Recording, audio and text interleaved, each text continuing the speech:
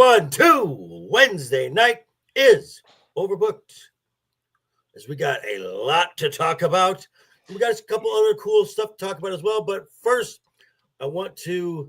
we had a couple things of EO the last couple weeks, but we had another little vignette of another lovely individual who I think we'll definitely be talking about more about during the show. And that is one. The way there was a lot of change that happened in me. But when I look around, I see this place is still the same. The names and faces may be different, but the desperation and insecurities remain the same. You'll see in Toronto when I turn the Elimination Chamber into something of a playground of my own. I know the chamber. I love the chamber. I've won the chamber. And for the other 5 women, it's going to be a hell like they've never experienced before. Need I remind you, this is my division, and I am in charge. See you soon.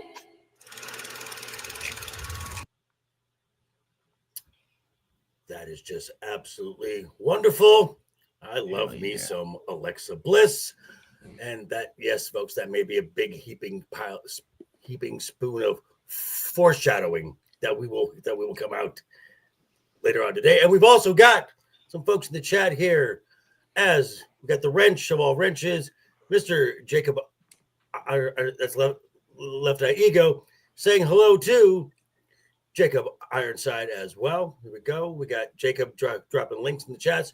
We got Kai C4C Studios, super kick that like button. Yes. Super kick it like Shawn Michaels did.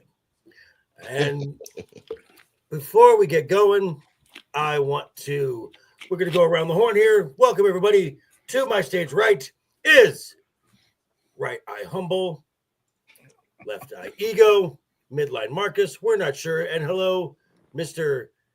Eric Douglas as well. Welcome to the show. It is the one, the only Left Eye Ego. How are you, sir? I'm doing great. I am just as confused as ever with Elimination Chamber this Saturday, so I'm gonna need some help from the experts with y'all, man. So I'm ready to go.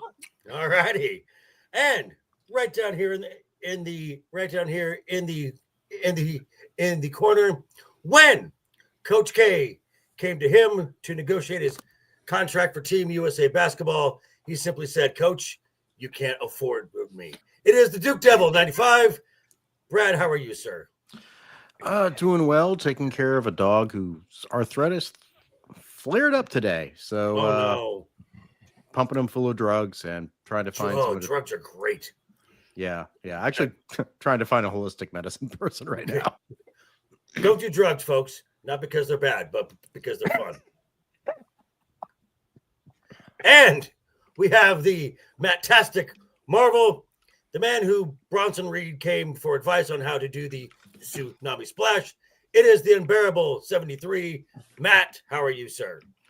Doing okay. And apologize to the audience for having a funny angle, but my front computer monitor died, so gotta look awkward on camera for a week or two.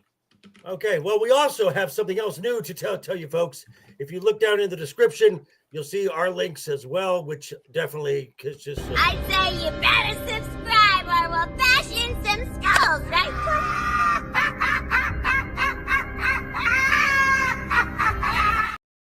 You don't want Harley to smash in the face with her mallet, but we've also got something new down there. That is right, folks. We have the brand new Joker Voice merch store from Mixed Tees. Gonna take a look at this real quick here. We got stuff down here. It's not just t-shirts. Oh no, folks. We have got, let's say you're working at your desk and you want something to keep a smile on your face. We got mouse pads here. Look at that. The thing of beauty right there.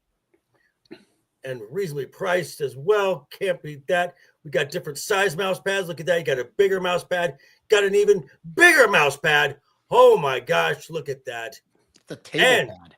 For us overbooked fans, if you're having trouble staying awake during an episode of AEW Dynamite, Collision, or recently Friday Night SmackDown, and you need that cup of coffee, here you are with your very own Wednesday Night is Overbooked coffee mug.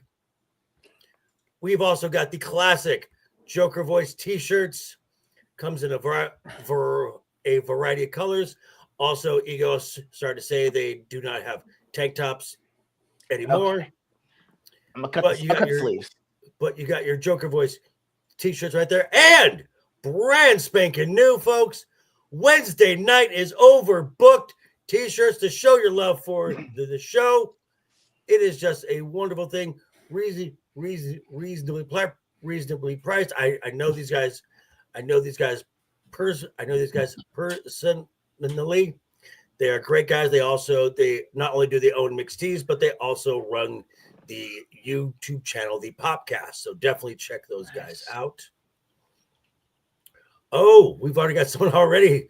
We got Ricky Saints, and that may happen in the future. You never know. And I gave Ego a little clip of Mr. Saints last night, and it's like Tony Khan kept this guy on ice. Wow, that's absolute fumble. Absolute fumble is correct. That's a mistake. Ricky Saints is a mid-carder. After you're gonna follow up Oba Femi with like Ricky Saints, that's like following up premium vodka with the shit they drink out of the bottle in the bag on the streets. Don't go that far. They forced his name change, right? Yes. No, he actually chose that. He chose that. Okay. Yeah. Well, he chose the name, but it's a WWE. They forced a WWE name. Meaning they wouldn't let him be stars. Okay. Well, there's a little more to it than that, because some folks were like, well, why did Jade Cargill get to keep her name? Why does Jordan Grace get to keep her name? And they made that point, and Ricky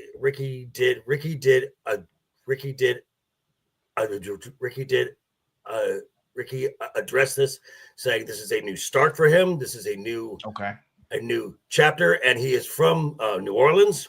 Okay. So he wanted to, and the Saints are a big part of New Orleans, as well as we got an announcement that WrestleMania 42 will be in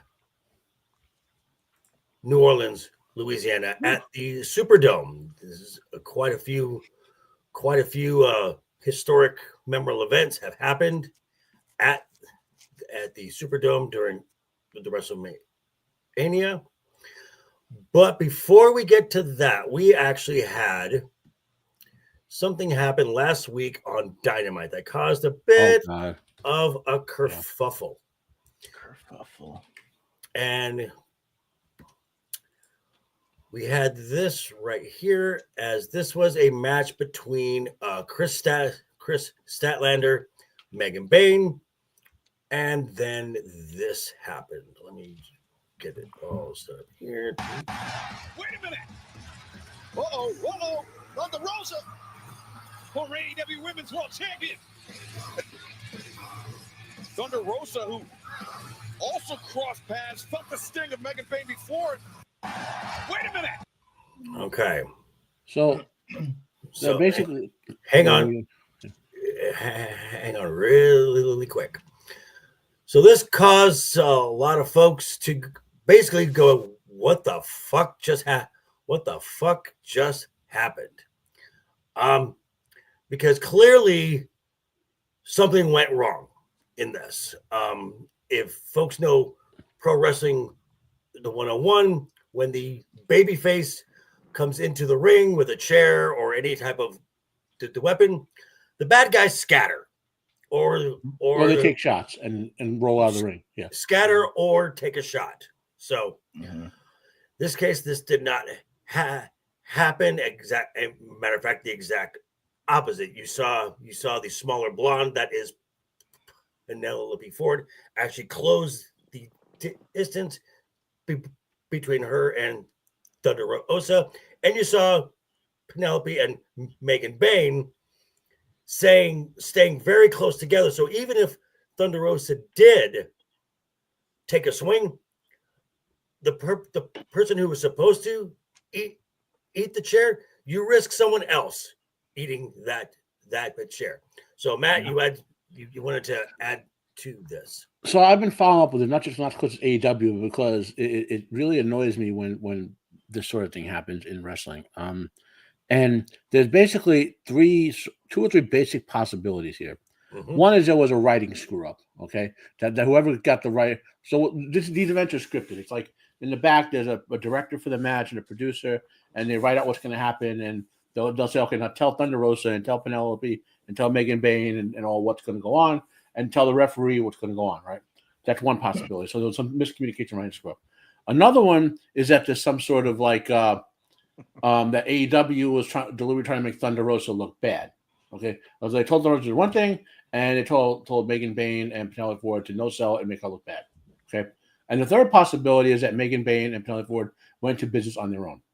Okay, but they went in there. Okay, Matt, really quick for those in the chat who may not know what that term means, explain what going into business for yourself means.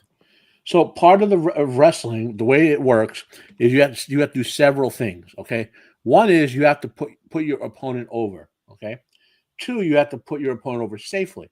Three, so and those are the two basic ones here. So Bayne and Ford went in and decided not to put their opponent over, meaning to not let Thunder Rosa's face moment happen in a way that she looked good doing so. Okay. And the way they would have made her look good doing all of is what Joker said at the beginning. Either they would scatter and run away like cowardly heels, or they would go out strong, take a couple of chair shots, and roll out of the ring. Those are how you put that. So by not doing either of those things, the potential is they went to business on their own and said, we're going to make you look like an idiot, basically. There are famous examples of that in the past. When the finger with Hogan and the push of doom, if you'll remember that. Poke. And there's a couple others where wrestlers way oversold their opponents and not in a good way, Right. And there was also the noted the workers' rights promo with Hangman Page and Punk, where seemingly Adam Page went off script. But there's something else that we got, and this is from Brian Alvarez as he addressed this within I believe the very next day. And here's what Brian Alvarez had to say. The bigger story here than this was just such a fucking disaster is not a week goes by, not 1 week goes by where I don't hear from somebody in AEW saying, why the fuck don't we have production meetings? We need production meetings. Things happen on every show where if we had a production meeting, they wouldn't happen. But Tony refuses to do production meetings, and here we are. This is another one. What in the fuck happened here? Nobody knows. I didn't get a single good explanation for it. It was just everybody was on a different page, and you made the babyface look like an absolute idiot. And away we go. And I disagree with that take. Okay. Why do you disagree? Because these are three veteran women who have they've all done this spot before. You can find footage of them all doing this spot before. Even if the initial run-in were botched, let's say, was no production meeting, there were several other attempts by Thunder Rosa to swing the chair at them, and they still didn't leave the ring. These women know how to do this spot. Okay. So let me just pitch this. Maybe because there was no production meeting, that Penelope and Megan decided, okay, we're not going to do the original script. We're going to go into business for ourselves. Is that possible? Sort of. I mean, but then. If let's say there was a production meeting and in either case, they still went to business themselves. And I've listened to multiple wrestlers, Stevie Richards, Conan has no love for AEW. Okay. Bubba Ray, A couple others out there, but those are three of the big ones I remember. All pretty much coming account that these two went into business for themselves. Correct. Okay, and the final conclusive proof of that to me, I just listened to Wrestlemania's take on it, where they said AEW is blaming it on a producer, which means they're covering it up.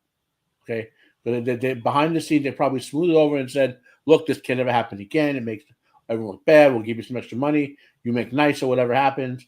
Maybe there was some bad blood between Megan Bayne and Thunder Rosa in the past. Who knows? But the fact that they're not directly addressing it by saying, it was they're sort of just shuffling up to the side and blaming a third party, tells me that the wrestlers' conclusion that they were going to business themselves is the real reason here. Okay. Now, I would tend to agree that perhaps afterward some words were said to Megan and Ford, but everything I have heard about Tony Khan, he does not like confrontation. Correct. So he would. So I do not believe that there's that any words or measures were taken to Bayne or Ford. Ego, you had a question. I would say that, there's a line in the Count of Monte Cristo where they're trying to figure things out, and he says, neglect becomes our ally. And if you don't have production meetings, your boss is neglectful, I'm going into business for myself anyway, especially if you're telling me he does not like confrontation. I'm doing whatever the fuck I want. That just sounds like to me that it's a little bit of both. If we don't do production meetings and things are kind of left up to do the way we want them, I'm going to business for myself, especially if my boss isn't confrontational. It sounds like it's both to me. I just didn't know he wasn't confrontational and doesn't do meetings. That's a terrible mix. Brad, thoughts? It's interesting because I'm like thinking this is like the exact opposite of WWE when Vinnie Mac was in charge, when literally they'd be doing production meetings throughout the day, changing things right up to the end. And like Tony Khan doesn't want to do any of that stuff. And it's like, where's the happy middle ground? So you have the insanity of Vinnie Mac having a mercurial personality, changing everything left and right. And then you have Tony Khan not wanting to sit down and say, okay, this is how we got to plot stuff out. This is, again, why I say it's like Tony Khan is just playing with his wrestling figures from when he was a kid. Okay, Matt. Yeah. Pretty much. Well, the funny thing, and I heard about this, is that Bayne and Ford are lucky because multiple wrestlers said after the first run-in when they no-sold, they would have swung the chair and then Ford and Bayne duck or get clocked for real. Right. So I was watching the Stevie Richards show talking about this, and he said, I've been in the ring with Stone Cold, and Stone Cold now would say, I'm coming to the ring with a chair, I'm swinging. You either duck or powder out. Now, an interesting future from this match, okay, is what happens. Will they not go forward with this angle? Because if Bayne and Thunder Rosa get in the ring, for example, together, well, Thunder Rosa may decide to settle it in a shooting way, and Thunder Rosa is a legit martial artist, like legit mixed martial artist. Now, I also felt bad for Chris Statlander because she had to just lay there the entire time and just that poor girl. Well, but she's a legit powerhouse. I mean, yes, Megan May just looks big. Statlander can put her through a wall, and they may. We're never going to hear behind the scenes till years later when they do they're 70 and do their shooting interviews. We'll live long enough. But I have a feeling behind the scenes there was some brawls going on, and there may have been some locker room heat on Rosa, maybe within AEW itself, because she's been very vocal about certain people. Now in another promotion, she's been very well. She's pissed. She's pissed about losing her friend Stephanie Wacour. And Penta. Losing Penta. She's upset about the Mercedes Moné situation. Not about Mercedes per se. They're okay people wise. Just the storyline and the push. All right. Well, So that's our weekend. So that's our weekend AEW, which for a while, I mean, they had 3 good shows like in a row. They had 3 fairly decent shows. So I'm actually giving AEW a compliment here. Were they great? No, but were they good? Sure, they were a lot better than what they have been. Yeah. So cheers to that right there, boys. Raise your drinks. Except Matt, who's not drinking booze. Well, I'll drink the Pepsi. All right. Okay. So we have got a premium live event this weekend. It is the Elimination Chamber from Toronto, Canada. This is a 4-match card. We have 2 big multi-person matches. And actually, someone pointed this out the other day. This is one of the first PLEs, I think, in almost 2 years where there's no title on the line in any match. Oh, Mhm. wow. So it's interesting. So do we want to go through our matches, or do we want to address the elephant in the room of the WWE? I think it's the bull in the Let's room. move Did we this do all the fucking matches elephant. already? Get this elephant out of here. Yeah, let's do this. Okay, so we have this chucklehead right here, who a lot of folks were grumbling that the road to WrestleMania up to this point was boring. And I I'm think like, the okay, roads to WrestleMania. the road to WrestleMania, because we have 2 matches announced, which going into the Elimination Chamber. Last year, we had 2 matches announced, so there wasn't much difference, but people were saying that this was a little stale. Insert The Rock. Whereas last year, he decided to just blow up the entire thing and insert himself into the main event, or try to. This time, he comes in and adds a little more chaos in a 26-minute promo segment on a 26-minute promo segment with Cody Rhodes on SmackDown, which caused some matches to get scrubbed, other matches to get shortened.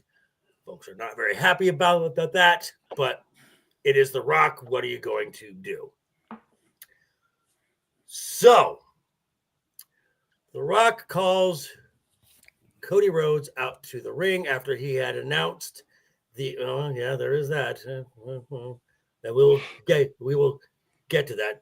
To first announce the SmackDown is in Louisiana, it's in New Orleans, to announce that New Orleans will once again. Oh, okay. And we have our friend Boosh here. I don't follow wrestling or really watch the stream, but I do drop a like if it shows up. I had to stop and say, small screen on the phone makes Matt look like Matt. Wow. Okay. Wow. Say I'm not nude, you know? Wow. Terms of service. We really need these likes. If I This isn't spread Twitch, my damn it. t-shirt far enough, Not Come called down. Whoa. Oh, you have to be in a hot tub, dude. You know how Twitch works. So we're not on Twitch, thank God.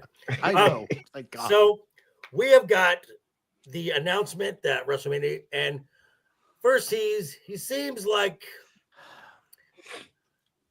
very much he's corporate cheerleader. And I just got told we're at 7 likes already with 3 more likes to go. Get those likes up there, guys. Hit that like button. So we've got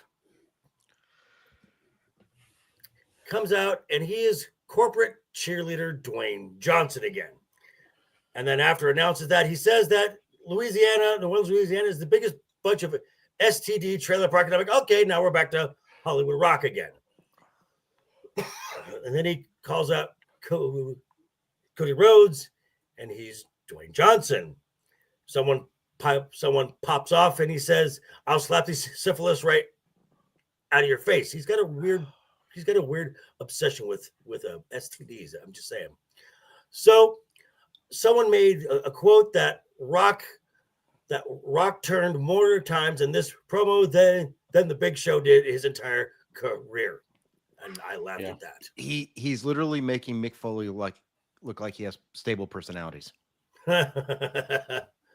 Okay, so the Rock's. Someone said that the Rock's music was confusing. He had a little intro with Lil Wayne on there, and then it went back to the final boss thing.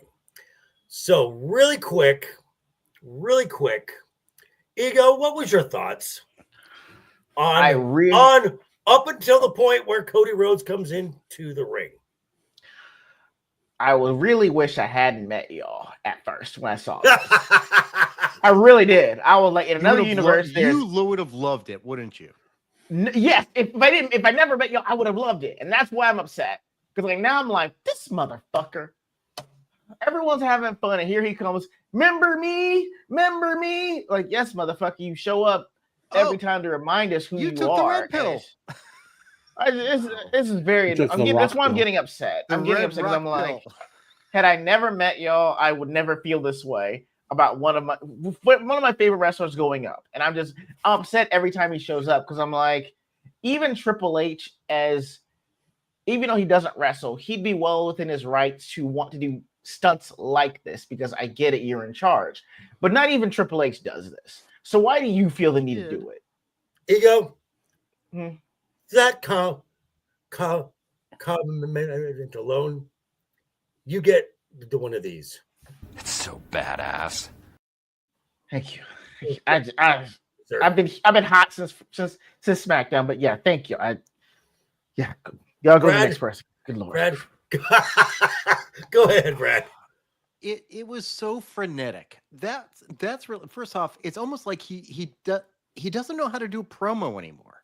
No, because he wants the people to love him, but he wants the people to hate him, and that's why I said it's like Mick Foley switching between Cactus Jack, Dude Love, Mankind, and Mick Foley all at the same time. It's like, I want to be the heel, I want to be the face, I want to be the one everybody loves, I want to be the one everyone hates, and it's like, pick a freaking theme, dude. Okay, This was nuts. Just on that, when you say pick a theme, duh. Exactly. Just pick a theme, folks, and go with it. At this point, well, you know that was said. Because Roman can't do promos, and WWE does 50% of their shows as promos now. So. Well, Roman has gotten a lot. Roman has gotten a lot better. I mean, the suffering succotash days are long behind us. Thank God. Roman. You need to have that as a clip. Romo, it's like he's Tony Romo, you know. Tony Romo. All right, so Matt, your thoughts on right before he brought in Cody Rhodes. So this is an example of, as Vince always said in the past, you can't overexpose anything. If The Rock hadn't been involved in the Bloodline mess, had just made sporadic appearances, and comes in to do this spot, and maybe it's a little cleaner, you know, storyline wise, we'd all be okay with it, right? But now he's coming in as the final boss, you know, Shangrock, and he's like Shangrock, and nice, you know, we know he's like in the Bloodline storyline, which is, I guess, on pause right now. So we have that memory of him, and this promo comes out, and I'm like, and then the added fact is, you know, he just did a Rock promo, was it 3 or 4 months ago?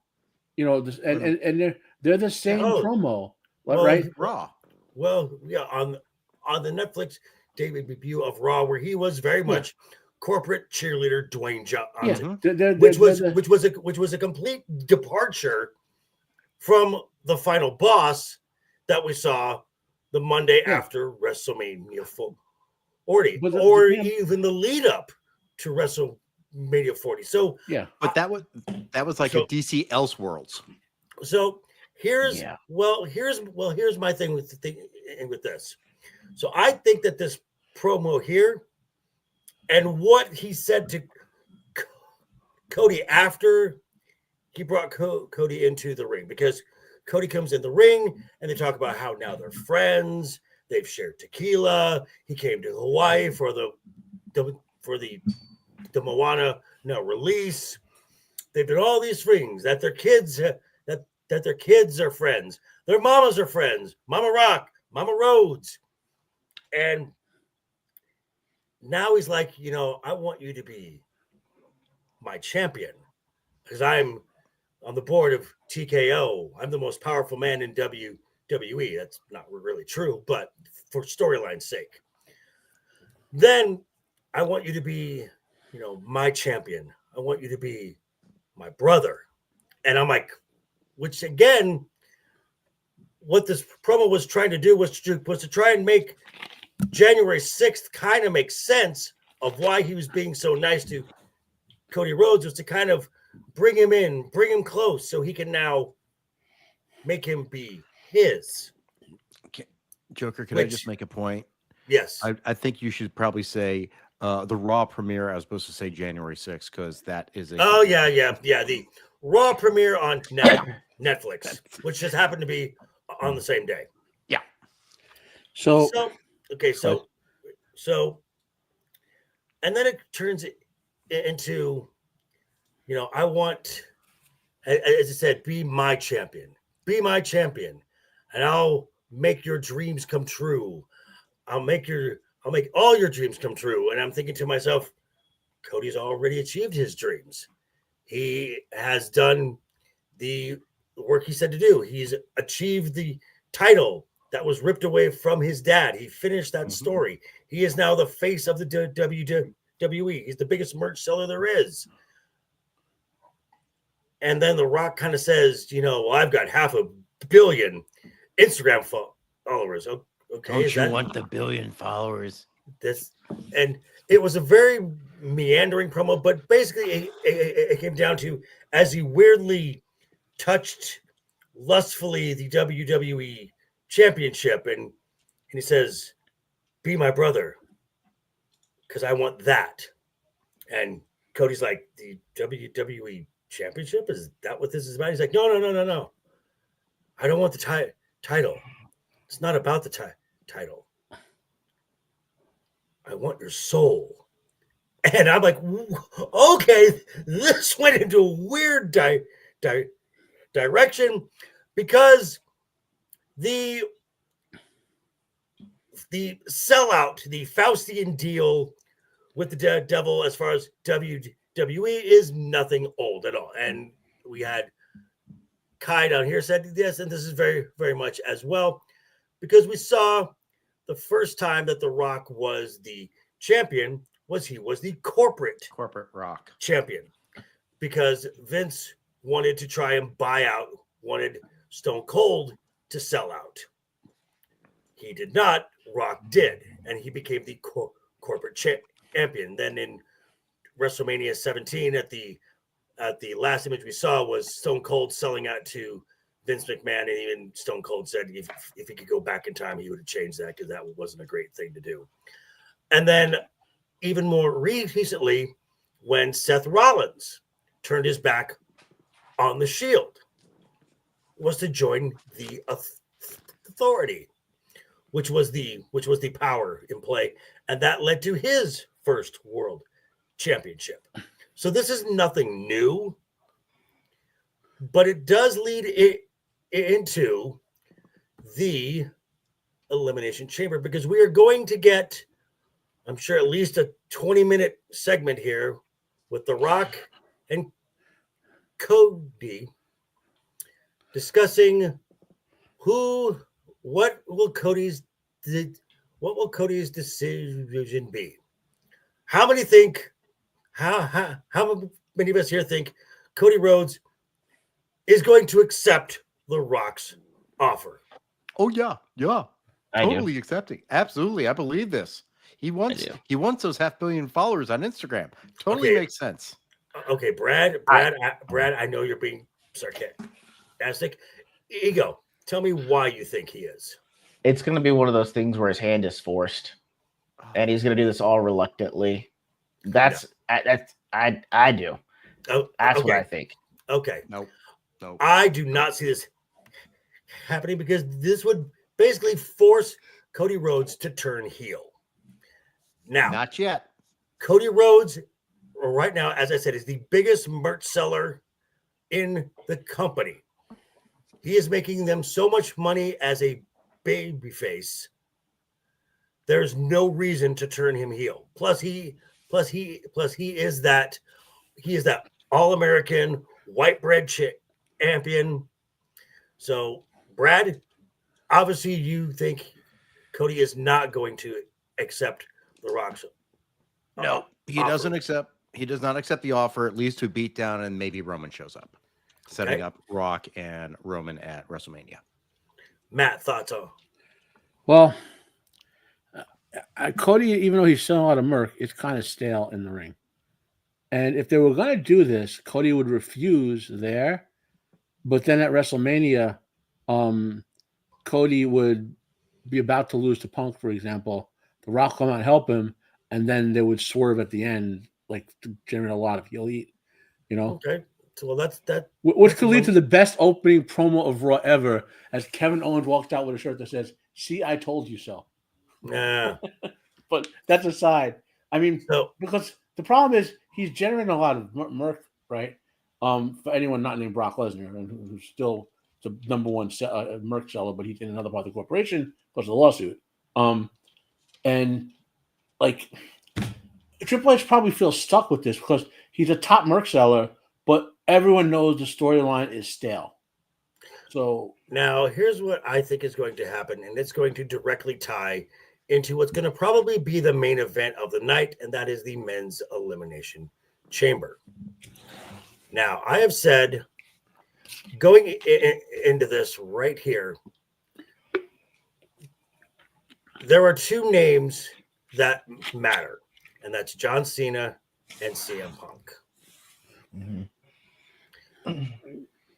So this begs the question: would John Cena, in his final year, that quest for 17, hasn't won a singles match in 8 years, lost the Rumble, would John Cena take the Rock's offer and sell his soul to guarantee that 17th championship? I'll go in reverse order. Matt, your thought? Well, this would be the opportunity for Cena to get that one heel turn in his career. Okay. Fair point. Fair point. Brad, thought? Matt has a totally fair point, and that would be hilarious to see. But I don't think so. Ego. Ooh, it seems like it would be plausible, but it sounds like something Seth Rollins would do, not John Cena at this point. Okay. I do not see John Cena doing this either. For 20 years, his entire brand has been the babyface white bread champion.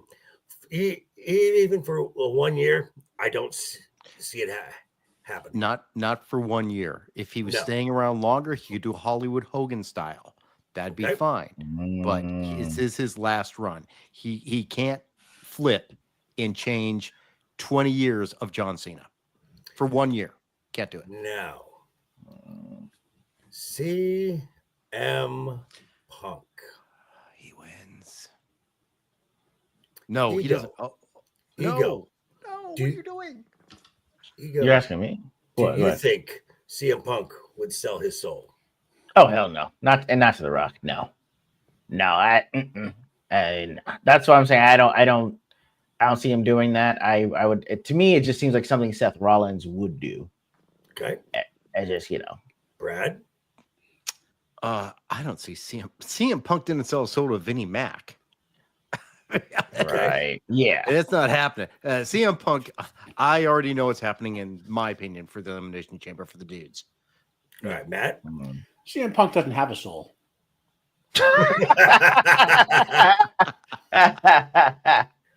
Okay, so my thought is this. Would CM Punk take the Rock's offer? Yes. Really? Because what did CM Punk say about his return to the WWE? Money.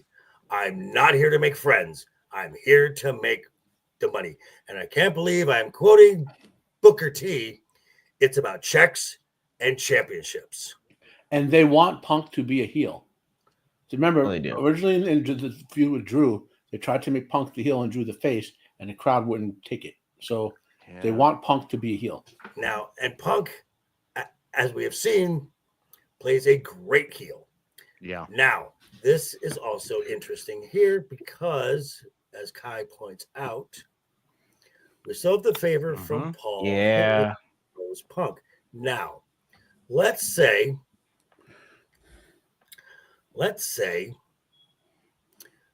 Punk wins the chamber without any deal or anything. Punk wins. The Rock now tries to pull his weight on CM Punk. CM Punk makes a phone call or calls in that favor to Paul Heyman to say, "Hey, get your tribal chief to get his cousin off of my back, and we could get the Roman Rock match at Mania as well." So that is a thought. Now there is a third possibility. Now Ego, you said Seth Rollins. Yes. Now this is something that Seth Rollins has done in the past. This is true. The promo he had with Cody Rhodes on the Monday. I do not lean in that. I do not lean in that direction. Logan Paul, no. Damian Priest, no. This guy right here, Drew McIntyre.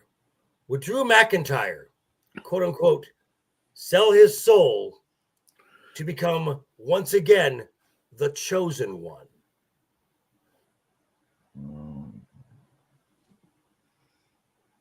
I don't think it works with his character now. I think it works perfectly. I think it works perfectly with his character. I disagree. Okay. How so? Only because he's been going after everyone for, joining Roman, right? Mm-hmm. So why would he? Because look, we know The Rock's going to be revealed as the mastermind behind the bloodline and everything. So I don't think he would do that. I would think he would see Rock as still as part of the bloodline and not want to be involved in that aspect. I feel he wants to be kind of like the Punisher, Frank Castle, the lone warrior out there fighting against everything that he sees as corrupt and criminal. Possible, but Rock's own cousin was champion for 3.5 years. Never once did The Rock come out and offer the love that he's now offering now. Yeah, because he thought he was going to be owning DC Comics movies division. That's what he was thinking. That is, unfortunately, that's Adam, true. thinking he was going to be the next big thing. It's true. It's true. That's what's happened. Right. All right, Ego, thoughts on Drew McIntyre? I don't see it. I don't know how it would work with his character now. I just know that to me, I don't see it. It just seems like something, again, to me, that Seth Rollins would do by process of elimination, I guess. But for Drew, I don't see it. I'll be surprised if he does do it, and I guess they could make it work. It's just, I don't see it. That's all. Okay, Matt? For Drew, I mean, it could kind of work with the tribalism thing. He's a Klansman and all that. They could, I mean, it would be nice to, with the ever growing bloodline with at least two. Tartan, not white. With the ever growing bloodline, which has 2 more members now in WWE. Okay, right. It'd be nice to have more non-Anoa'i Samoan Tongan types in the bloodline. More than just Sami Zayn, the token white guy, as they say. Right. So we've got unpredictability, and we've got multiple directions that this chamber can go. I'm fine with it. I like the predictability. My pick though is still Punk to win. So Agree. Punk. Agree. Brad has Punk to win. Ego. Oh, Punk. Yeah, Punk. Okay. I got Punk. Matt. I'm still 75% Punk winning this. The only other guy I could see winning it would be maybe Seth Rollins with a different angle on the title run. But I'm still leaning heavy Punk. Okay. So now we got the other women's elimination chamber match. Which, holy shit, Monday night, Jesus fucking Christ, just fucked up my entire. I had my picks. It was solid. It was ready to go. I was ready to find me on X, Eric, and we'll talk. My link is down below in the description. So I had Liv the Morgan coming out of this as she and Bianca Belair are the two odds-on favorites because Liv has a story with a previous story with Rhea, has a current story with Io, who have a match the Monday after this event. Bianca is just that's a match folks want to see, and I could always hold onto it that. Well, Bianca's holding gold. You hold gold into these multi-person matches, you generally don't win. But then Monday night, God damn it, WWE, you had to do a title change in which, by the way, was a very good women's tag team match. That was an excellent match. All four of those ladies, even the Raquel, kudos, great job on all of them. But now Liv Morgan has a belt, and I'm like, well, shit. So I want to hear who you think is going to win the chamber going around the horn. We'll go Brad first this time. I'm sorry. I mean, I just need just a quick question to help me frame my answer. When you're doing Elimination Chamber, is it like the first one that gets pinned, you're out, and they keep going till there's one left, or one pin, that's it? Yep. Got it. Okay. Got it. Okay. Pin. So you are eliminated from the match. Okay. So my response is going to be dependent upon the championship itself. We already know that Charlotte is challenging Tiffany for the women's champion, the WWE women's champion, correct? Correct. Is that the equivalent of the belt that Cody has currently? Yes, that is the top prize. Women's universal. Okay, so that's going to go over to Raw, right?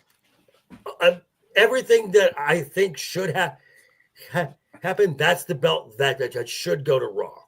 Okay, so that means that the belt that currently Rhea is holding is going to be going to SmackDown. Because that was always the SmackDown women's title. Right. Okay. So, got it. All right.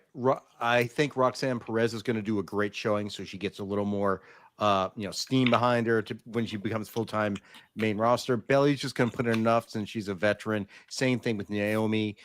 Liv is not going to win. Clearly, it's going to be, in my opinion, between Bianca and Alexa.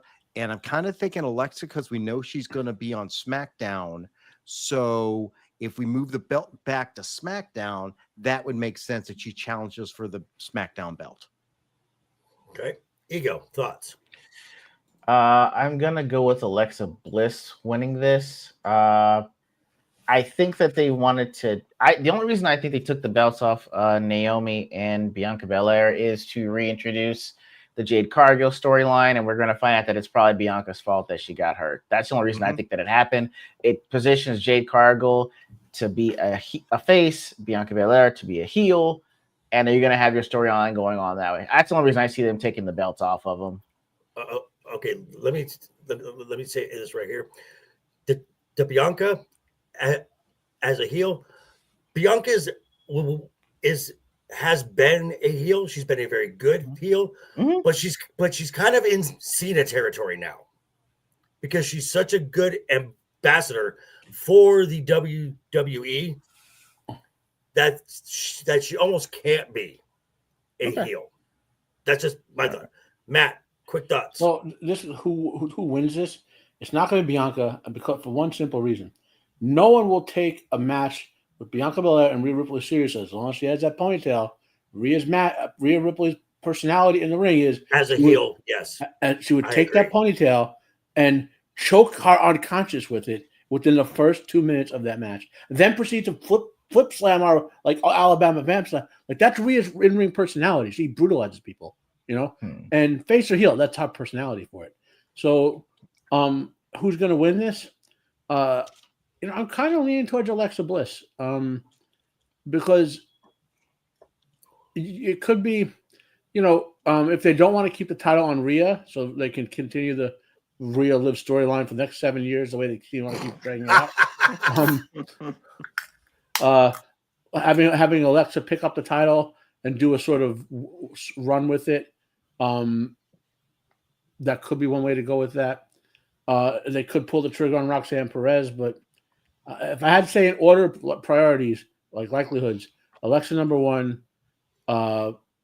Roxanne number 2, Belair number 3 in terms of how likely someone's to win this at this point because of the title change with the women's tag titles. Okay. After much deliberation and thinking on this, my pick has not changed. Alexa Bliss, no, because they've had no interaction, Rhea or Io at all, and plus they're completely on separate shows and have not interacted at all. No. Roxanne, no. Do I think Roxanne will have a good showing? Yes, but her WrestleMania path is linked to the role model Bayley, as those two are destined for a WrestleMania match. Naomi, no. Again, they've got this ongoing story leading to Mania involving Jade Cargill. Bianca is a lot of folks' favorite. No. And I go back to, again, the following match, the Monday night, between Rhea and Io. The last time that the Bianca, Rhea, and Io had any interaction whatsoever was War Games. That's how long it's been. Literally no interaction whatsoever. Liv Morgan has a history with Rhea, has current heat and history with Io. I think she gets involved, title or not. Liv goes to Mania in a triple threat. Rhea, Liv, and Io, and Liv is there to simply eat the pin for whoever the title is. Rhea does not need a title to be a superstar, so I could see Io becoming the Women's World Champion and then bringing that title to SmackDown. That's just my thought. And then Rhea and Liv could feud for 7 more years, or possibly, or they would get married as a lesbian couple then. Now, the only match that I am absolutely certain on is this one right here. Who cares? It's Tiffany Stratton, you uncultured swine. That's it. That's it. Team Stratisfaction. Stratisfaction. It is Tiffy and Triffy time. This match, Ego, you're right there. Yeah. Okay. Sorry, go ahead. This match, it's Tiffany Stratton and Trish Stratus in Toronto, where Trish is from. This is to give Tiffany a pop. This is to build her as a heel, because I just checked. What was it? The website SmackDown Hotel, which does the rosters, and you can look at it as heel or face. They now have Tiffany Stratton listed as a face. She doesn't talk like a face yet, so they've got to do things to make the crowd feel that she is a face, even though they organically give her that pop. To just keep the camera on her ass for our entire match, and she'll get over as a face. Okay. So I think we can go across the board. Tiffy and Trippy Time wins this match. Yeah. Okay. And now the final one, the unsanctioned match. Hardcore match. There will be blood. Now, again, the term unsanctioned is just used for story elements. As Matt said, it's just a hardcore match. So, Matt, really quick, who wins this match? KO. Okay. Ego? Stratisfaction. Team Stratus and Stratton. No, you're on the wrong match. Yes. My bad. Runs in and pins Kevin Owens and Sami Zayn. Actually, that'd be entertaining. Sami Zayn, the unsanctioned match. Yeah, Sami Zayn. Sami. I guess these last. The last two. I'm just like, Yeah, it's Sami Zayn. I guess. Well, there's a reason we have Ego on the show. Is his historically bad takes. Seriously, no one cares. I don't do my hands this way. KO is going to win this match, and it sets up stuff for later on. Okay. Brad, thoughts? Agree with your statement, although Tiffany and Trish winning this match would be very interesting. That would be imagine if Tiffany runs in every week with the pink briefcase, starts clocking people and paying them. Just held onto the briefcase. Yeah. Awesome. Okay, so these the performers, these characters in wrestling are what's known as a gimmick, your character. And last week, we talked about some of the worst gimmicks in professional wrestling history, as we are now embarking on the hallmark of this show.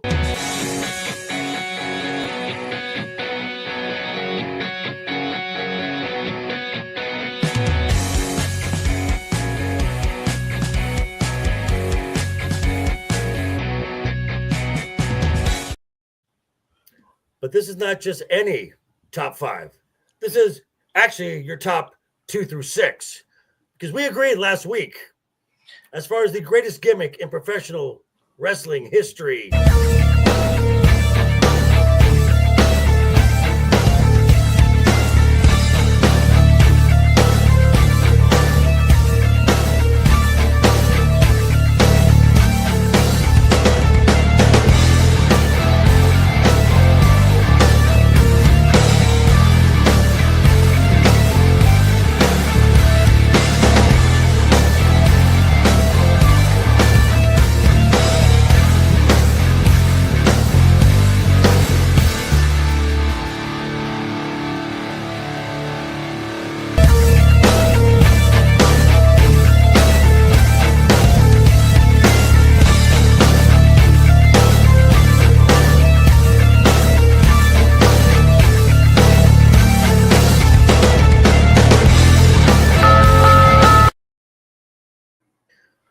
The Undertaker, the greatest gimmick character in professional wrestling history. I don't think anyone would argue with that at all. We have another wrench in the chat. Dempsey, how are you, sir? What did you miss? You missed a lot of talk about the Elimination Chamber, The Rock wanting people's souls and having a weird bromance with Cody Rhodes, being a little latent gay. But now we're going into our top 5, which is top 5 best professional wrestling gimmicks not named The Undertaker. So we're going to start, as always, to my stage right, with Mr. LeftEyeEgo. Ego, of this top 5, who is your number? Oh, and since we have new folks here, just to let you know, we do this on a point scoring system, and Brad keeps track of all our information here, where our number 5 pick gets 1 point, our number go on so forth. Our number 1 pick gets 5 points. So at the end, we have a distinct, clear winner. And Dempsey, I am glad that you are doing well as well, sir. Always a pleasure having you in the chat. I hope you and your family are doing well, sir. And with that, as we just got, we are now at 10 likes again. That is now what? 5 weeks in a row of double digit likes. You guys are great. Keep it up. Okay, Ego, for this list, you're number 5. I try not to be a boomer, and I only got maybe 1 or 2 people from like the Attitude-ish era, but I had to go with Sting for number 5. Actually. Sting. Okay. Yeah. Which Sting? Which version? I'm gonna go with the Crow version. Sting. Okay. Yeah, because outside of him doing Wolfpack Sting, which is literally just him in red paint, he's kept the moniker up. He's a Surfer Sting. Yeah, that one. Yeah. Outside of that, I mean, he's technically been doing this for about 30 years. More talking now than he used to, but I mean, when he first debuted it, I didn't know how it was going to go over, but him coming from the Raptors, not really have to say anything, just going in, clearing out the bad guys, he absolutely made it work, and it was one of the best pops in live TV that I've seen for me in the moment that it happened. So I got Sting for number 5. All right. Brad, you're number 5. So basically, all of my stuff is WWE, pure WWE, which so you're not going to see like a Flair or Abdullah the Butcher on my list because that's more what I know. And I did not do what I joked about, where I was just going to troll Joker and give all of Rock's, various smart. Yeah. Although, of course, the first Many Faces of the Rock. The Many Faces of the Rock, which of course would start with Flex Cavana. But I am actually going with Kurt Angle as number 5. Oh, okay. Actual Olympic hero, real American hero who got over by sucking. You suck. And he found it. They really tried to sell him as a baby face, kind of like they did Rocky, and he got over as a heel, and then he got way over as comedic, jokey Kurt Angle, but still a champion. Still a champion. And still one of the best technical wrestlers who did amazing things in the ring. Now, obviously, Kurt had some problems later on because he did amazing things in the ring. But regardless, I mean, the milk truck instead of the beer bath. Come on, dude. Guys. And his matches with Eddie, epic. Mm-hmm. Absolutely. With who? Eddie. Oh, really? Oh, yeah. Check this out. Okay. I mean, Eddie were amazing. Matt, you're number 5. So my number 5, Vince McMahon was famous or infamous when you came up from outside the company to give you a new gimmick to establish a WWE persona, and sometimes he would do it as a punishment more like what do you call it? Hazing. Okay. Yeah. So Dustin Rhodes infamously was hazed with this gimmick, and he got this gimmick so over that, like, even if he never comes back to the company, he will be in WWE Hall of Fame because of Goldust. Oh. And it's a gimmick you could never do nowadays. No, you can't. You can't. Like it's a weird gimmick. A lot of the gimmicks that almost made the list for me, like the Godfather, and you just you couldn't could not do do nowadays. No, you couldn't. And it was weird because Dustin Rhodes went into Vince and kind of wanted to get a character, and Vince had the Goldust thing in mind, and he's like, "How about androgynous?" And Dustin was like, "Cool, I'm on it." Had no idea what androgynous meant. Yikes! Yeah, it worked. That's okay. Today we don't know what a woman is. Yeah, well, So for my 5s here, to be a good character, to get your gimmick over, you really have to lean into it. And you've got to accept whatever comes your way as far as heat, as far as anything. And if you can elevate others with your character as well, you are doing something special. So for my number 5, Dirty Dominic Mysterio. Oh. This guy has leaned into the persona. Oh, no. And let's be honest. When did Rhea Ripley become interesting?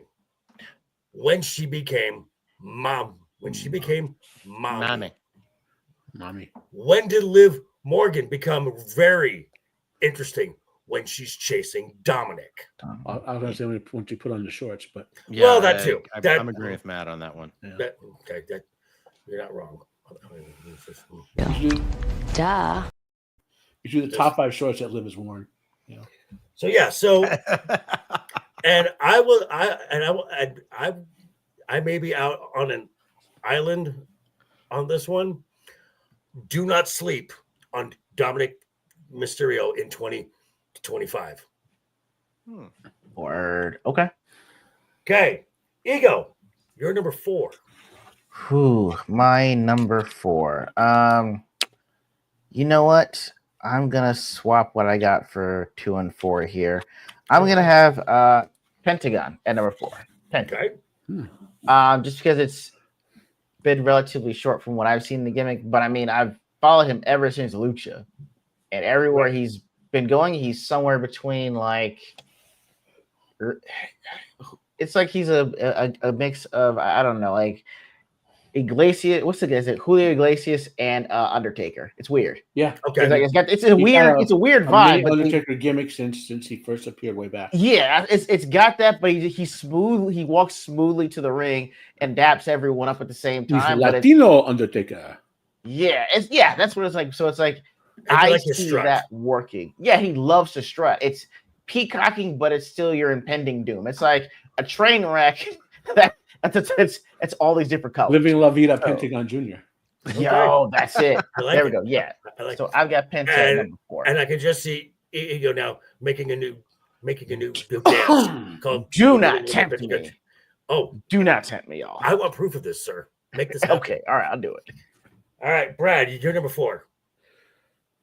I'm going to go with the mayor of Knox County, Glenn Jacobs. Kane. Well done. Okay. Kane, of course, debuted as the Which Kane? The original, the big red machine. Oh, gee. Okay. Because obviously he went through some comedic changes, but I think I didn't like that as much. And some that were not good at all. Well, the thing is, he made some of the comedy Lita? changes work, though. Well, he did. Testament to he. Because I liked his original Kane, but I think he still maintained the spirit of Kane throughout. He was able to maintain the menace of being Kane, despite the fact he was saddled with some stupid gimmicks, some side gimmicks. I mean, same thing with Kurt. They all maintain their same general for the most part. Even the Taker. I mean, he was American Badass, but he was still Kane overall. So when he came out, he was a legitimate threat that made the Undertaker go, "Oh shit!" Right. So it was the first real challenge to the Undertaker, and he sold that for a long time. And of course, like a scarred face, and then of course the hideously scarred face. I still can't look at it to this day. Let's just say that was an epic fail on how that turned out. Well, yeah, I mean, but thankfully, he had the plastic surgeons who fixed Snake Eyes' face in the G.I. Joe comic book. Right. So it made it look great again. So now, I'm surprised Vince never did that with the corporate angle. So he'd have to put the makeup on Kane for like that. Maybe he had the makeup on for like 5 years. Yeah. But Vince never said, "Oh, we're gonna get Kane surgery now he's on the team." I didn't mind. I didn't mind Kane's run with X-Pac. It's when they introduced Tori into the mix that it went sideways. I mean, I like Kane and Daniel Bryan. Yeah. All right, Matt, you're number 4. So ECW is my all-time favorite thing. We would have never guessed that, sir. And I never heard this. Had Paulie, I mean, he was literally one payment away from ECW sticking around, because the pay-per-view company owed him like $10 million. And had Vince properly done the right thing with ECW, this character would have been as over as anyone all time. Because to understand this character, okay, you have to have been in the fans, like in the stand. Have to have been, okay. He's the Sandman. Yeah. And when the Sandman came into the ring, okay, the crowd would sing his theme song so loudly you couldn't hear them play it. No. But not only that, they would sing the whole song. So if Sam, I remember when he came up to do a match where he basically like curb stomp someone in like 30 seconds. He broke the can over the head, hit him like 5 times, put his foot on the guy's chest while he was pinned and was drinking beers. That was the whole match, 30 seconds. And the crowd kept singing his song. They even hummed the guitar solo while the next match had begun so loudly you couldn't hear the theme song of the next wrestlers coming in. Okay? He was over so much with the crowds and with the fans. And granted, yes, Hacksaw, whatever he was called afterwards when he had his gimmick, he had drug problems related to pain management and all that. But, like, leaving that aside, when you got a wrestler and a gimmick that merge so well that they're beloved in that gimmick by the crowd, and to this day, like when he does guest appearances, the crowd sings the whole song. So it's that's why he's my number. I guess we would say 5. So it's a 2 through 6 or 5. Yeah. So wasn't it the one night only event where that they got the rights for and interested and ran for that one match, and the crowd was just going. Well, because they knew the crowd was going to sing it. Like the reason they paid for it was not because they wanted all their original theme songs or whatever. They knew the crowd was going to sing it so loudly they had to pay for the copyright anyway. Gotcha. Yeah. Okay. My number 5 or my number 4 in this case, again, has something to do with a crowd reaction, and it was it was a botch that made somebody fit. I'm writing it down already. Oh, nice. It's the man, Becky Lynch. I'm not a huge Becky Lynch fan, but even I cannot deny how much her standing in the crowd, her nose is busted up, she's bleeding, and she's just hand in the air, how over that got her with the crowd. Because up until that time, she was the Irish lass kicker, and it really wasn't doing much. No. This catapulted her into superstardom, and it's been and she's ridden it ever since. So the man, Becky Lynch. All right, Ego, you're number 3. Number 3, I have to thank Joker for this one specifically because I would not have her in my top 5 without it. Tiffany Stratton, number 3. Yeah, another brat. Oh, okay. The brat. You know what? I mean, she's doing great on the mic. She's got actual great in-ring talent. I didn't know the whole making the Money in the Bank thing pink would go over, or even trying to bedazzle at some point. But hey, that's just me. Again, this is me. But I'm saying, you know what? It actually won me over. So I'm all good with the brat, Tiffany Stratton, and it being Tiffy time. So smart boy. Prove it out. Brad, you're number 3. So I reached back to my time when I first started watching wrestling in the 80s.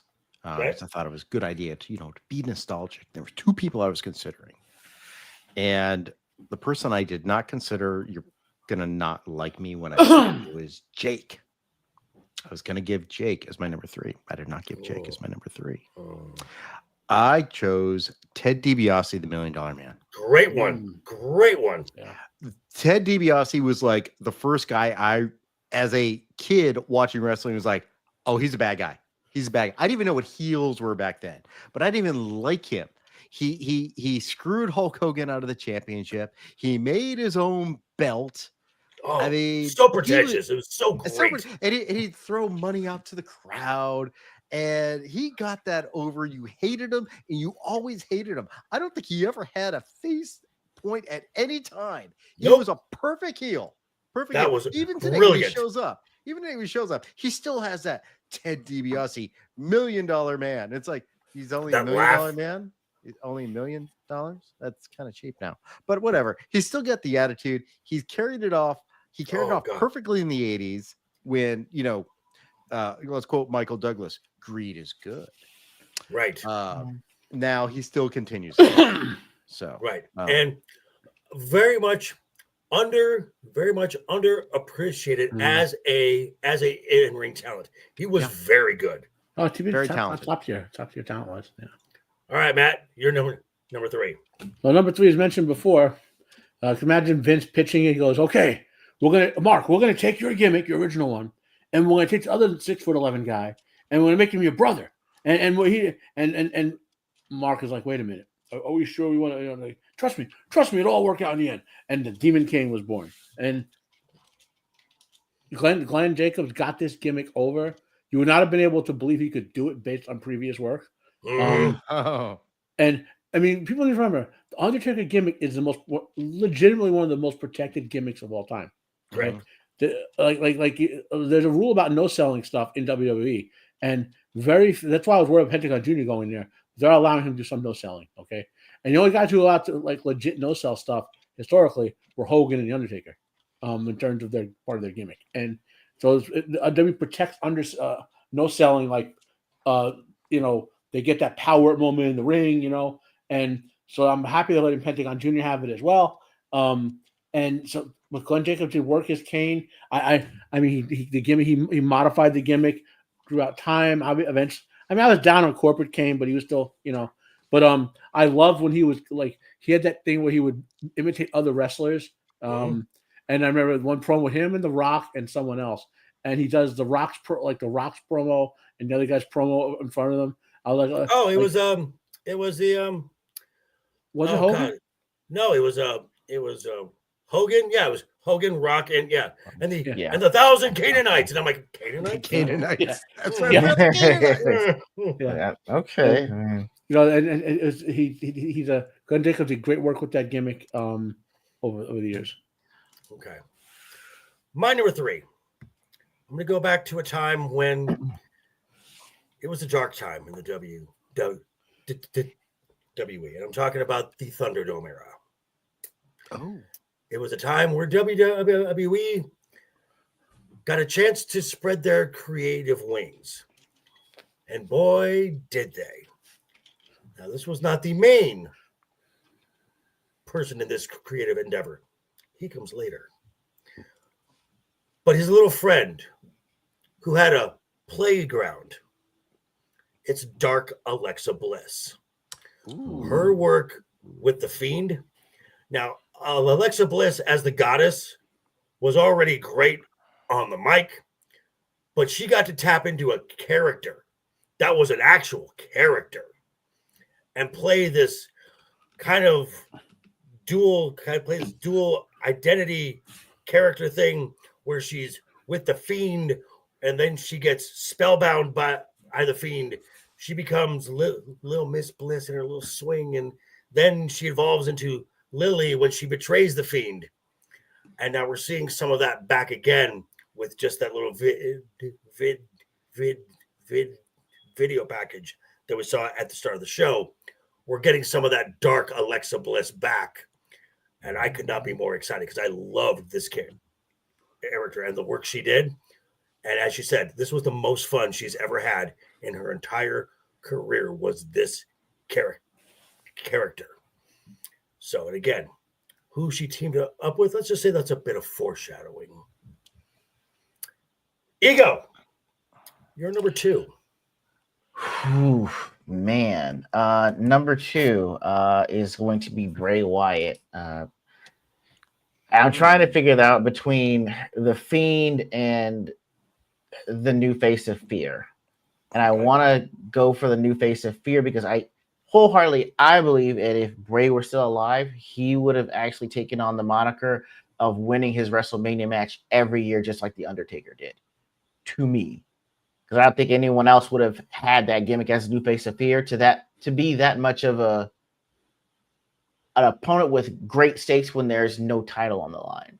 Okay. So I mean, I think that he could have been that guy if he were still alive after Undertaker decided to hang it up. Because I honestly think that a streak like that needs to continue. May not have to go as long, but I mean, 5 years, 6 years would be great. And I think Bray would have been the guy to do it. Gotcha. Brad, you're number 2.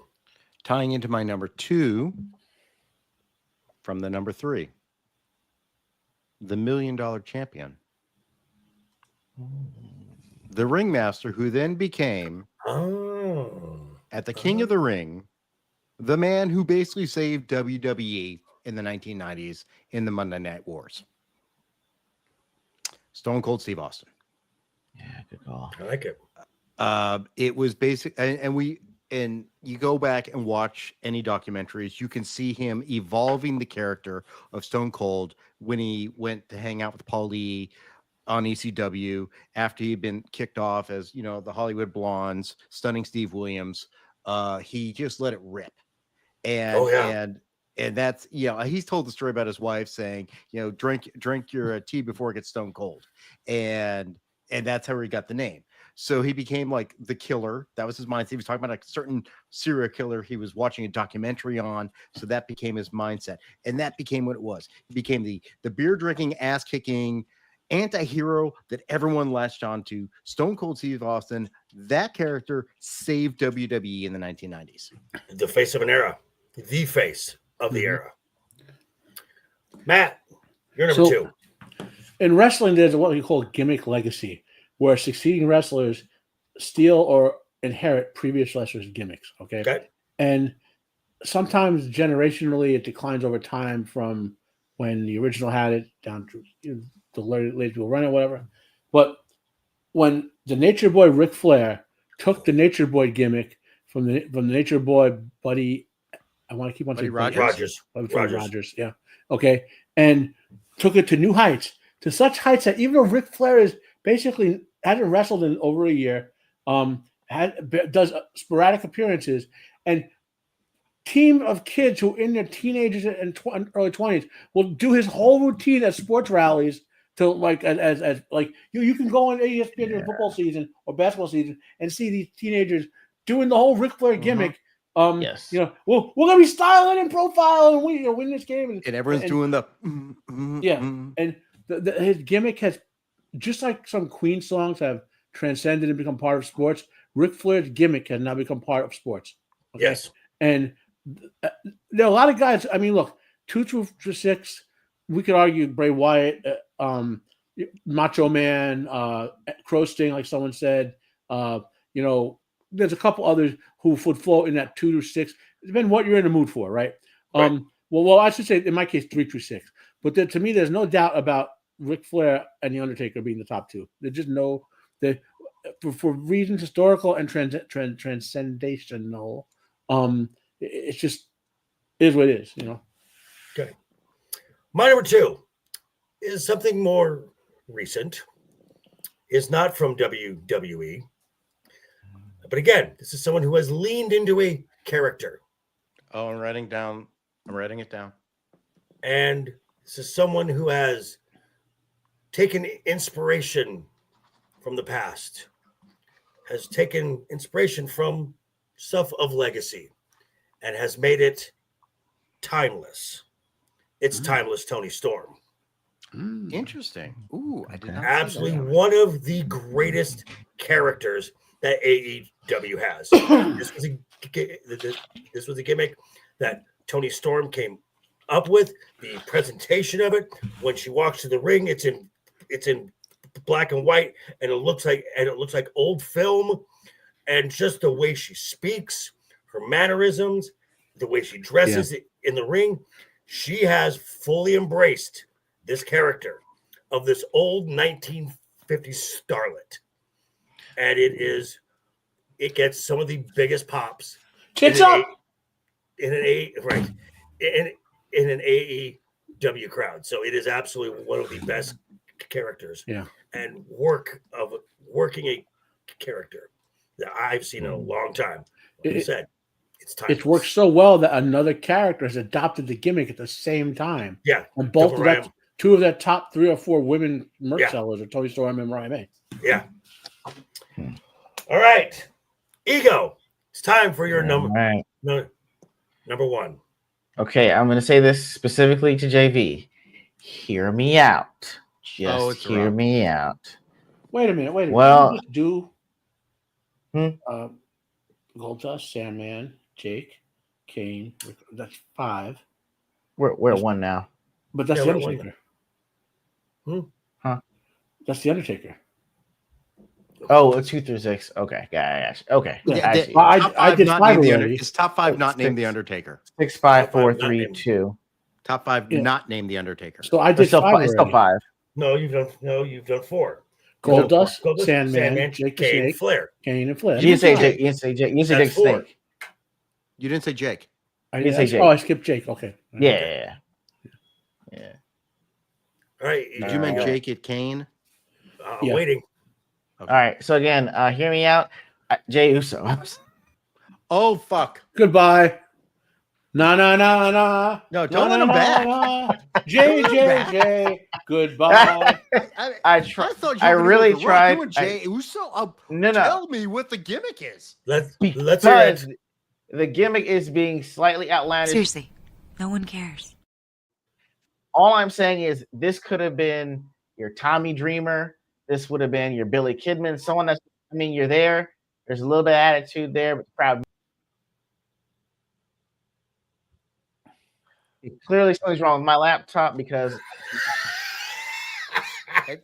Did you check your Ethernet connection? I mean, my mic is good. Maybe it's my internet. Your Ethernet connection cannot stand all the heating. For a guy that dresses like a pack of highlighters, to be that over, for this to be your moniker in one word. This is your gimmick. Yes, exactly. I've never seen outside of which was natural and organic, just having this and getting you all the way into a title match with JV himself says he might win off of a gimmick of dressing like a highlighter and doing this and saying, not wrong. See, that's why I said hear me out. That's all. I'm not going against the advice that JV himself said would happen. That's why I'm saying it's number one. Because if he pulls that off, I'll be damned. I'm an active fool, but I'll be damned if he pulls this off with just that gimmick alone. Brad, save us, please. First off, let me just point out that he will win in WrestleMania, and we will hit ourselves for this bullshittery. But I will save us with a man who was taken from us way too soon, whose talents and personality were not fully grasped. We could not fully get all of it. And I'm not saying The Fiend, because I do not like The Fiend. I'm saying Bray Wyatt. I'm like, Bray Wyatt, you come out, and everyone's holding up their phones. Everyone's holding up their phones. Even the Funhouse, he still had that Bray Wyatt thing with him. He just dressed differently because he was still Bray Wyatt. Bray Wyatt, eater of worlds. I mean, leader of the Wyatt family. And when they were all gone, he was still that character. And he was poised to be the next Undertaker. He truly was. And it could have been a protected gimmick. And I don't want to talk about Fiend because I think the Fiend was the wrong way to go with him. I think it was a mishandled gimmick, which is why I prefer pure Bray Wyatt with, sitting on the rocking chair, talking about the family, Sister Abigail, all that weird shit, that weird mystical shit that sometimes I don't like, but he got it over. And when you have an entire crowd of people just holding up, hell, what the damn kid confronting John Cena trying to leave the cage. He's got the whole world in it. What weirdness that was. It was creepy. And yet it was just so engaging. That was a gimmick that could have just, God bless him, he had it. And it was just taken too soon. All right, Matt, you're number one. Well, no, this would have been my number 4. So this would have been below Kane, above Sandman and below Kane. Okay. So it would have been Goldust, Sandman, then this guy, then Kane, then Flair. So Jake the Snake Roberts. When we saw that snake come out, now there have been like minor league gimmicks of guys carrying animals out or whatever. Yeah. But when Jake came out with cobras and pythons and literally threw them on his opponents and like the fear of, like, the only thing that generated more fear in the audience was when the Undertaker showed up. And the funny thing about this gimmick is it got over so much the wrestlers wanted him to throw, like, Jake, you got a bigger, more poisonous snake. You can use in my match, like that's like that's how it like I remember you can find a famous example of Jake talking about the Macho Man and the snake, where he's like, yes, I want that snake to bite you first, and then make it so it bites me real good. The venom sack's been removed. The venom sack's been removed. Yeah. The Macho one with the coat. That thing did not let go. No. And Macho was happy about it because it looked good. It's like that snake was so over. Yeah, that's what she would say it. But he brings different snakes. The out snake every is week. the gimmick. Yeah, and it got over big. My favorite Jake reference was on a Saturday Night's main event where they're having the where Jesse's being a commentator during the Cody Kevin Owens match, and someone is talking about Jesse's snakeskin jacket, and he's like, "Yeah, Damien got too close to me one day," and I'm like, "Damn, wow." And then it's funny, it bled over to other wrestlers carrying animals out there. Like Ricky Steamboat started carrying a giant monitor lizard to the ring. Oh my God, that's right. Yeah. Coco Beware had the parrot. The parrot. Right? Yeah. Frankie. Yeah. So mine has been mentioned. And yes, taken way too soon. But he kind of summed up his career in a promo, his second to last promo, before his last televised match, where he's sitting in a rocking chair, and he goes through his career in about 60 seconds, where I am the color red in a world full of black and white, that I am the eater of worlds, that I am Uncle Howdy, I am him. I am the nagging conscience of a world that has thrown itself away to moral monsters. I am everything. I am Bray Wyatt. I get chills every time I watch that promo. I can watch that promo in a loop for an hour every single time. What a creative genius this guy was. To come up with the Swamp Man, this preacher, which his promos were basically sermons, dark, twisted sermons. Then you had, when you had the family, Luke Harper, Eric Rowan, his Fireflies, who never stopped following him. Then he went as a solo, as the new face of fear. He had WrestleMania 30 that he should have won with Cena. Then he reinvented, he went away for a bit during the pandemic, reinvented himself as now the Fiend with the Firefly Funhouse, where you had the Fiend, which was this alter ego of this demonic Mr. Rogers.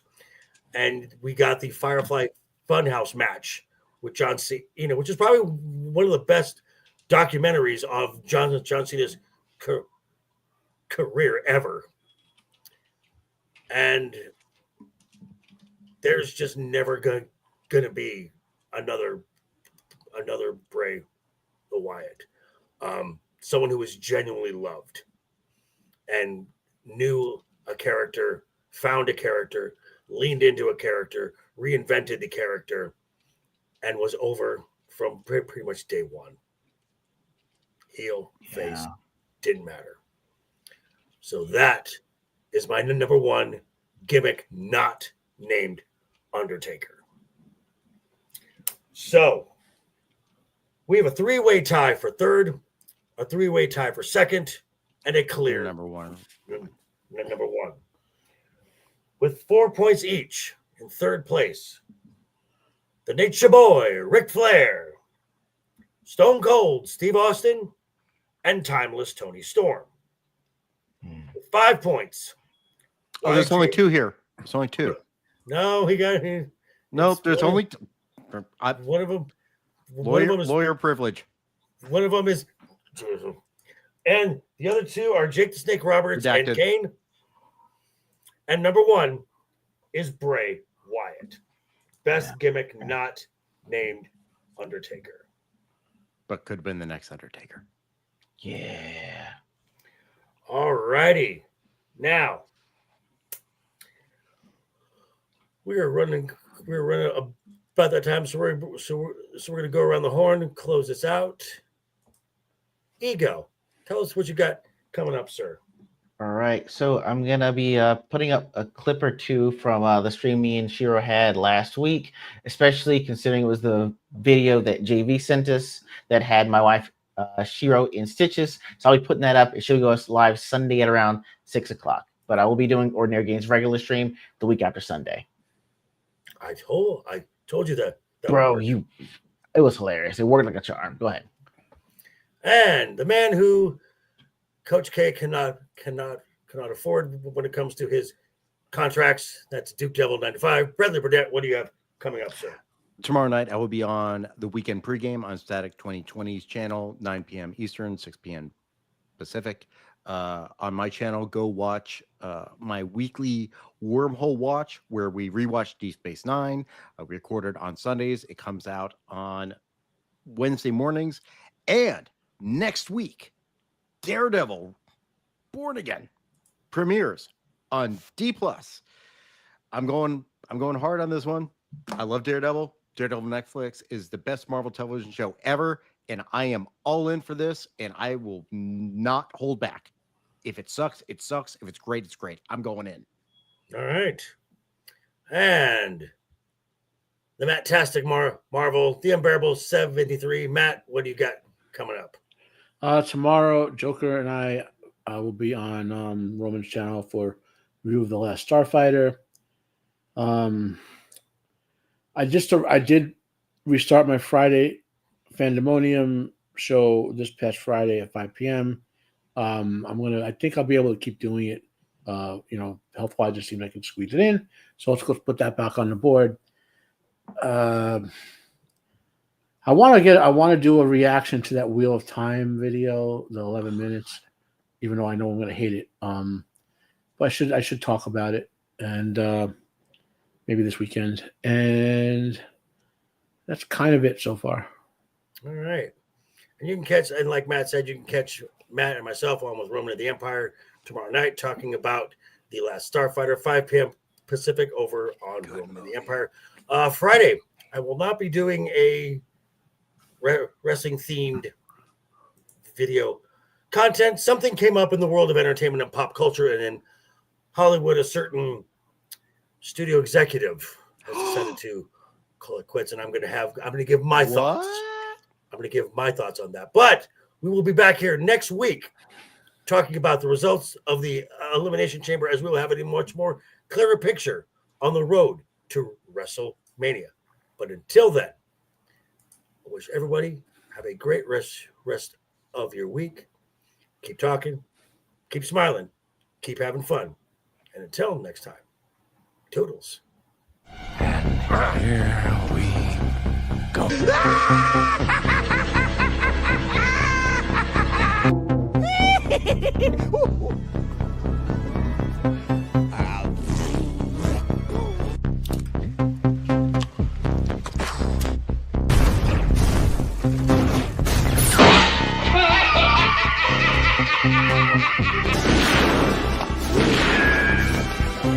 Is like gravity.